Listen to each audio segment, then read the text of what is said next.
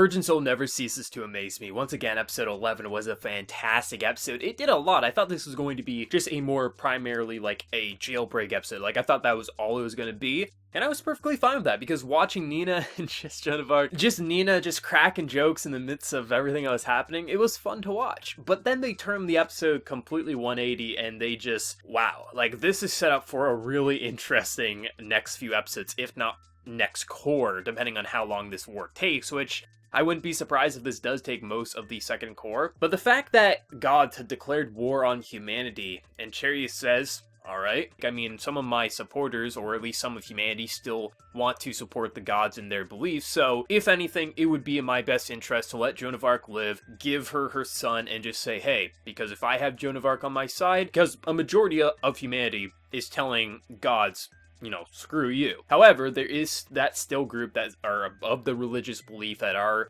of more or less a cult mind of following the blindly of the gods, more or less. It makes sense. Like he's saying, listen, if you pledge your loyalty to me, the gods won't be able to attack. You can have your son back. The humans who still support the gods will be fine. Everything is happily ever after, but ultimately she can't do that because it would be betraying herself and her own people, even if that means risking her son's life. So it makes sense on why she can't pledge loyalty, and it makes sense why Charius has to attack back, because so many people are going to say, oh, Charius is just such a tyrant. He's just so evil. He wants just humanity to be on top and have all the power. That's exactly what the fucking gods want. Literally, in Season 1, that's what the demons want. Literally, Aziel was doing the same shit that Charius is doing. Season 2, humans are on top, gods and demons are down below, because what happened? The ones that the gods created rose up against them, stole their power, and said, why do we have to be under you? Why do we have to worship you? Why can't we be on top?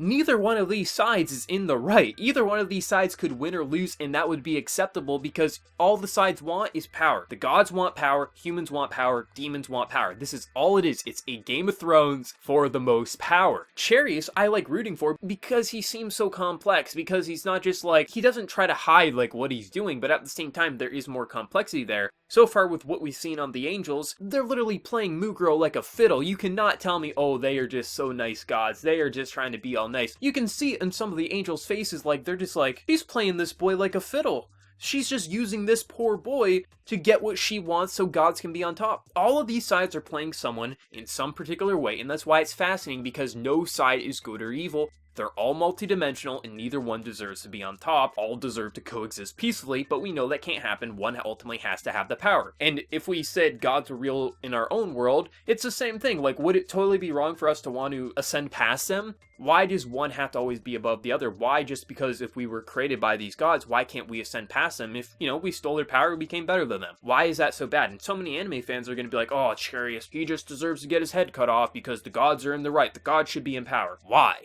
There's no reason why the gods should be in power when they're trying to do the same thing Charius is doing, but all they're doing is saying, we are the holy gods, we are in the positive. You humans you have fallen from grace, you have turned to the dark side. Now screw you gods, you are just as bad if not worse than Charius, come on now. As a human, I want to root for humanity and say piss off gods and piss off demons, but either one of these sides can come out on top, and that's why I like this series. And I mean, Mugro now can also talk, which is cool, because he hasn't been able to talk. His wings cut off, his mother, he just wasn't a pure angel anymore. And I like the whole transformation, and we can finally hear him talk, so now we're gonna get a sense of personality from the boy. But holy hell, is he being played like a fiddle by these gods. I mean, ultimately, these angels, they aren't any better than humanity. Demons any better than humanity. None of these species are better than one another. They all want to be on top, and that's why it's interesting, because you don't know what outcome's going to happen. But something that was completely unexpected. Nina realized Charius is in fact the one she loves. Like, I just love how he came up there and just how it was revealed, and then he kind of was like, will you dance with me again, before leaving her again? So now she's going to have very conflicting emotions. So that's going to be interesting how it's going to play a factor later, if maybe Charius is going to invite her for dinner or something like that from the prison cell. There's so many ways that they can take that relationship. But at the core, this episode completely flew by. Like, once again, one of those episodes that ended, and I'm just like, are you serious? I thought we were only halfway done. This series is just getting better, honestly. They're fleshing out all the sides. We're getting more focus on the angels and the gods now, which is really fascinating.